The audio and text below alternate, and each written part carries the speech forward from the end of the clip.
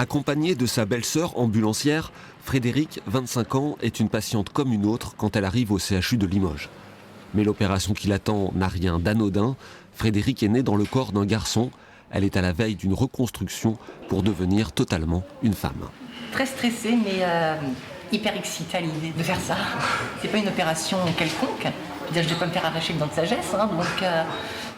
Voilà, donc je vais vous accompagner à votre chambre. Oui, d'accord, pas de souci. Allez, on y va. Frédéric a déjà changé d'état civil et suivi une hormonothérapie.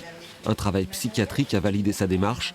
L'opération, c'est un aboutissement, mais aussi la continuité d'un parcours semé d'embûches, notamment à l'adolescence. Pour moi, il n'y avait aucun mal à dire ce que j'étais. Voilà, j'étais comme ça, et puis point barre.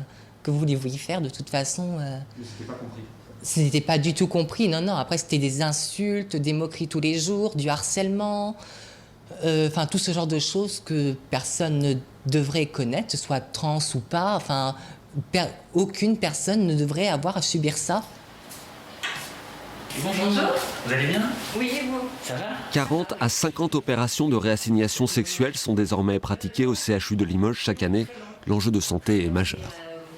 Le coût sociétal de cette chirurgie, il demeure nettement inférieur au coût si on laisse ces patientes sans accompagnement, avec le mal-être et les tentatives de suicide qui peuvent être un coût pour la société globalement bien plus important que la chirurgie.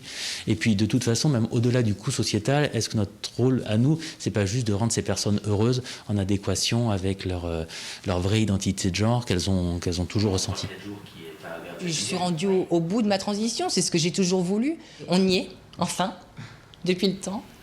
La chirurgie dure 5 heures. Les suites opératoires peuvent être douloureuses, avec notamment des soins à réaliser soi-même quotidiennement pendant plusieurs mois. Bonjour. Bonjour. Ça va? Ça va?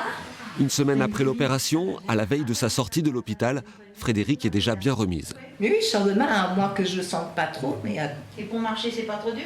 si. Donc, Ses parents ont fait le trajet depuis la Charente-Maritime pour la soutenir. Ils l'accompagnent depuis toujours. On ne nous a pas donné le choix, donc on a accepté, tout simplement.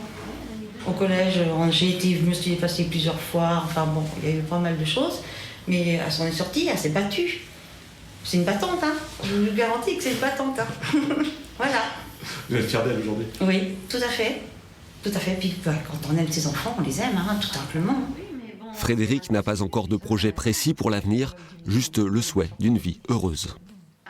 Je ne me vois pas finir mes jours sans avoir d'enfant ou sans avoir de mari ou quoi que ce soit. Non, je ne me vois pas finir mes jours seule comme ça. Non, je veux une famille. Même si de nouvelles équipes médicales se forment régulièrement en France, le délai pour une consultation à Limoges approche les 2 ans. Cela peut accroître le mal-être de patientes qui n'aspirent qu'à la normalité.